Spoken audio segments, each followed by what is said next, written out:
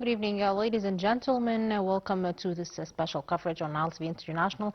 I'm Lubna Yahya, carrying you throughout this edition, and we're going to be speaking to one of the international relations experts, and he's going to give us more insight and comments on the latest escalation happening in the Middle East, on top of which, of course, is the current conflict and the main conflict in the region, the Palestinian cause, and of course the latest press conference held today by foreign ministers of Egypt and Russia.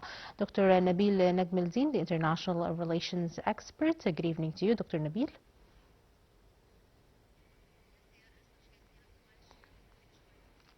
Well, it seems that we are coming into a technical issue. We cannot get hold of Dr. Nabil Negm, who is going to be with us shortly. However, today we witnessed the Foreign Minister Abdullah Ati and Foreign Minister of Russia Sergei Lavrov.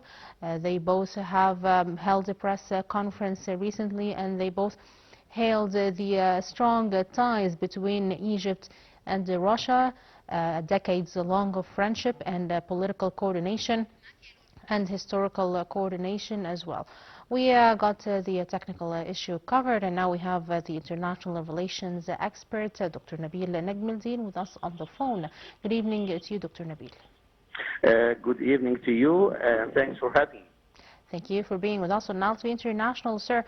Today, as I had said earlier, we saw the press conference held between Russia and Egypt, foreign ministerial level, and we'd like to hear your comments on that and the message that is being sent to the world right now through two global powers holding a press conference together right now.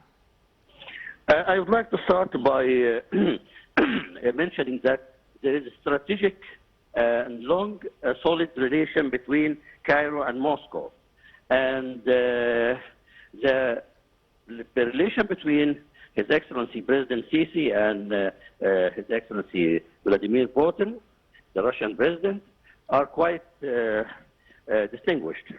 Mr. Putin has phoned President Sisi a few days ago, and that phone call was really referring to the trust on the Egyptian regional role and to support the Egyptian mediation efforts.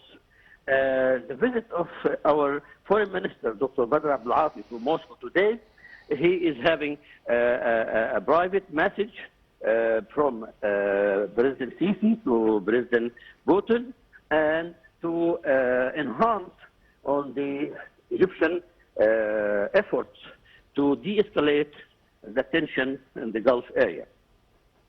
Dr. Nabil, the current escalation happening in the Middle East right now, it seems that there is no end, and I have spoken to you earlier at the very beginning of the war, sir, and you told me that the region is heading quite into the unknown, and we are currently in the very middle of the unknown with the conflicting and contradicting statements of President Donald Trump. It seems that the United States cannot really figure out the time frame anymore, stating at the very beginning that this war might be escalating up to 12 days, and then now it's 3 weeks, and it's now over a month, and we're in the second month now. How do you see the timeline or frame of this war going to go, especially with the economic repercussions? How long will the world hold out with the energy chaos happening right now? It is a very much abnormal situation.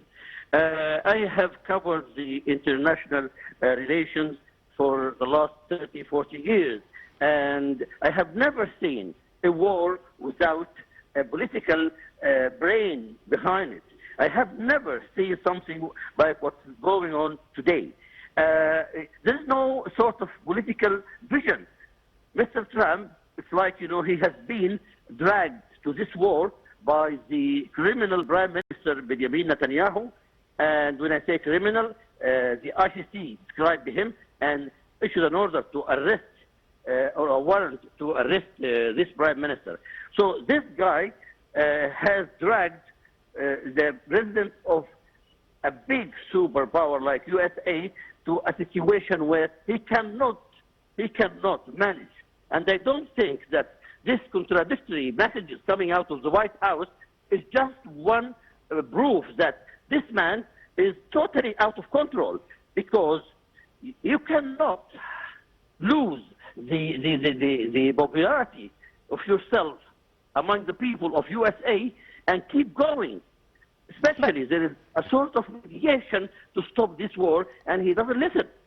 Dr. Nabil, will President Donald Trump and the United States be pressured into stopping this war, especially with the United States allies in the Far East being the ones mostly damaged in regards to the energy sector? The entire world is, of course, affected, but the Far East especially relying heavily on the Gulf exports of oil. They're now very heavily affected, and they're allies of the United States. Are they going to use the pressure on the United States to stop the war? Apart from the external pressure, I'd like to pinpoint on the internal pressure. The liter of fuel by the end of February 28th was $2.53. Now it's almost $4. The people in the USA are going out in the streets saying no for kings. You know, yes. They call him a king. I think Mr. President is going to find a way to save his presidency. In the other side, as you mentioned, Russia is watching very closely.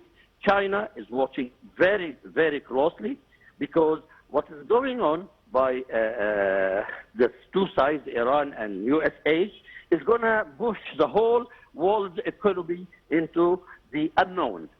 And we could get a very much universal economical crash easily. The barrel of oil now reached $118. It was 69 2 months ago.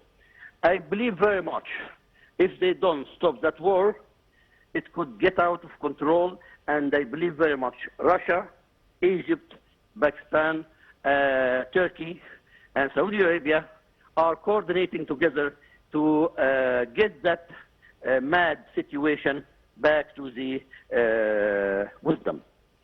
Right. When can we actually touch on the talks that happened in Islamabad between Egypt, Pakistan, Saudi Arabia, and Turkey that happened recently? When can we actually touch the results, the fruitful results of it? Can actually the conflicting parties come together on a negotiating table, or is this just off the table anymore? The answer is very simple. When we have wisdom in the White House, when we have clear ears to listen to the message of wisdom, and without that, I don't think very much that Mr. Netanyahu wants this war to stop. He keeps pouring oil onto the fire because it is a way out for him. Yes, so Dr. Nabil Negm, the international relations expert, it's an honor having you with us on Nile TV International. Thank you very much. Thank you.